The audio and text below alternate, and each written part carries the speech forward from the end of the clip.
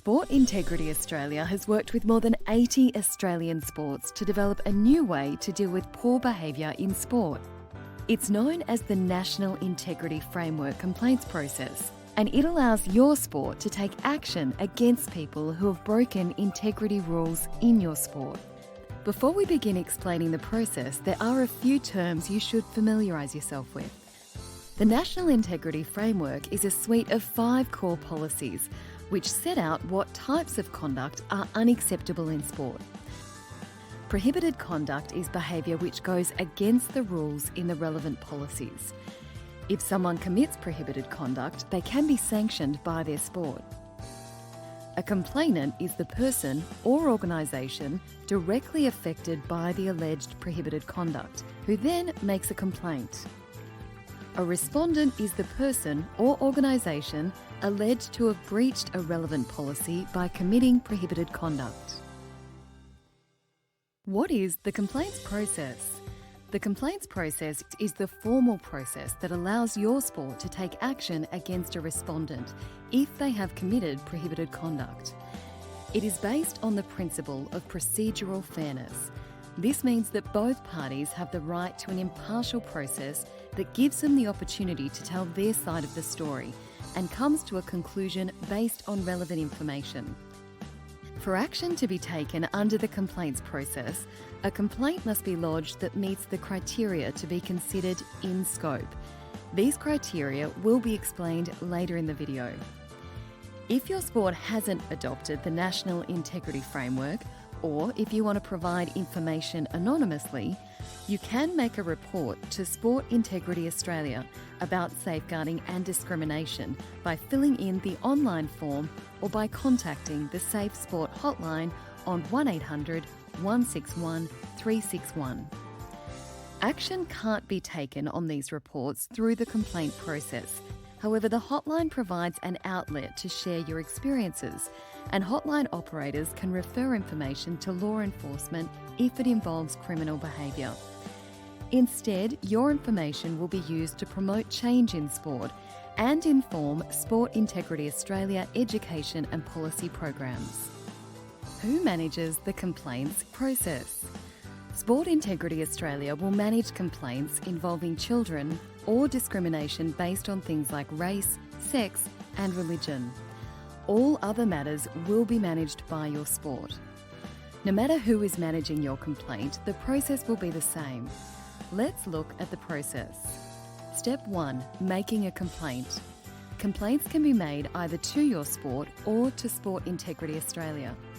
Complaints about prohibited conduct under the Safeguarding Children and Young People policy or any discrimination issues should be made to Sport Integrity Australia. You can lodge a complaint to Sport Integrity Australia using the online form. Assistance is also available by calling 1300 027 232 and selecting option 3.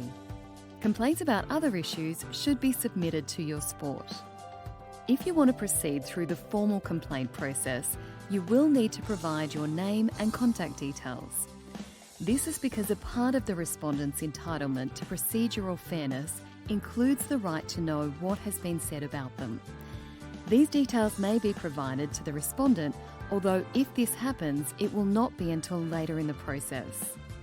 This brings us to step 2, evaluation. Once your complaint is received, either by Sport Integrity Australia or your sport, it will be evaluated to work out how it will be managed through the complaints process. This means considering whether the complaint can be managed under this complaints policy, should be managed by Sport Integrity Australia or the sport, is an alleged breach under the National Integrity Framework or a relevant policy, occurred after the date your sport adopted the National Integrity Framework, was committed by someone bound by the sport policies, hasn't been investigated previously unless new information becomes available. If your complaint does not meet this criteria, you will be advised of the outcome and no further action will be taken under this process. Your sport may still be able to take action under a different process.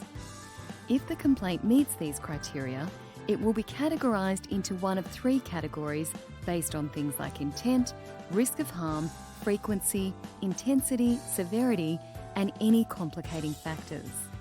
If the complaint is assessed as Category 1, it means the matter does not require an investigation and may be managed through a range of measures, such as education or a warning. Once these actions are taken, the process will end. If the complaint is assessed as Category 2 or 3, the complaint may proceed to Step 3, investigation. During an investigation, both the complainant and respondent will have equal opportunity to tell their side of the story. This could be through written statements or involve formal interviews in more complex situations. Additional information, including witness statements, may also be collected. At any point during the complaints process, the sport can decide to impose provisional action on the respondent. This means if the sport believes the respondent poses a possible risk of harm to others in their sport, the sport can take preventative action against the respondent while the complaint is investigated. This could include things like requiring the respondent to be supervised, restricting their duties, or enforcing a temporary suspension. It is important that enough information is received to make an informed decision. So, depending on the complexity of the complaint, the investigation can take time. Parties to the complaint will be kept updated throughout the complaints process. When an investigation is complete, it brings us to Step 4, outcome. There are 3 possible findings from an investigation: substantiated, unsubstantiated, or unable to be substantiated. If your complaint is found to be substantiated, it means that there is enough information to find that the conduct is more likely to have occurred than not. If your complaint is found to be unsubstantiated, it means based on the information, it is more likely than not that the respondent did not breach a policy. If your complaint is unable to be substantiated, it means relevant avenues for obtaining information were exhausted, but there was not enough information to support a finding either way. This brings us to Step 5, resolution. You will be formally notified of the outcome of an investigation. If your complaint is unsubstantiated or unable to be substantiated, you will be advised that no further action will be taken through the complaints process. If your complaint is substantiated, the sport will determine if a sanction is appropriate and issue a breach notice, including any proposed sanction, to the respondent. A sanction may include a range of disciplinary measures, from a reprimand or warning through to expulsion from the sport organisation. The respondent will have 14 days from their receipt of the breach notice to respond. The respondent can admit to the alleged breach and accept any sanctions or dispute the alleged breach or sanction. If the respondent fails to reply within 14 days, they will be deemed to have admitted to the alleged breach. If the respondent admits to the breach and accepts any sanctions, the sport will enforce any sanctions and finalise the matter. If the respondent disputes the alleged breach or sanction, the matter will be referred to a hearing tribunal. A tribunal hearing can happen either at the National Sports Tribunal or at an internal hearing tribunal conducted by the sport. Parties may need to give evidence again as part of the hearing process. In both instances, a binding decision will be made about whether or not the alleged prohibited conduct occurred. The sport will then enforce the outcome of this decision, including any sanctions, and the matter will be finalised. Referrals. At any point during the process, your complaint could be referred to another agency, such as the police or a regulatory body, if it would be better handled by them. In this situation, you will be informed that your details have been provided to another agency as part of a referral. If a respondent is found guilty of a criminal offence that is also prohibited conduct, the complaint will be substantiated without the need for further investigation. Taking care of yourself. Throughout the process, both complainants and respondents will be provided access to free, confidential mental health and wellbeing support. Support will be provided by an impartial agency who has no association with your sport or Sport Integrity Australia. We encourage anyone who has experienced poor behaviour to come forward.